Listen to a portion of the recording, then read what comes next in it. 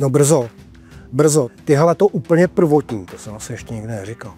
Tak to bylo, když mi bylo, já nevím, třeba 10, 11, tak můj táta, to bylo ještě za komárů, to bylo za komunistů, to byla čára. A my jsme jezdili Liščí, kousek od Mírské přehrady a tam byl hajnej pan Kocur.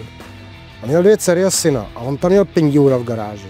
A jak to bylo hajnej na té hájence, tak vždycky mě tam máma a táta odvezli. A já jsem si přes týden nějakým způsobem vydělal nějakou kačku, koupil jsem mu 2 klejky, to si pamatuju, že starýmu Kocumovi jsem vždycky koupil 2 klejky, aby mi pošel pindoura, přivezl jsem si svůj benzín. A trajdal jsem tam na tom pindourovi prostě přečáře. Teď vím, že měl ještě takový ten telefon, co jsem musel zatočit, ten vojenský, protože byli pohraničáři, občas jsem prostě přel, ne do Německa čáru, ale na plec jsem se tam těm pohraničářům, tam mi hroznou srandu ze mě. A to bylo úplně prvotní a mě to strašně chytlo, ty motorky, asi jako každýho kluka, dneska už se to nenosí. Ale od té doby se to se mnou táhlo, postupem času se to všechno prostě prohlubovalo až do dnešní doby. Jasně, a nabavovalo. No jasně.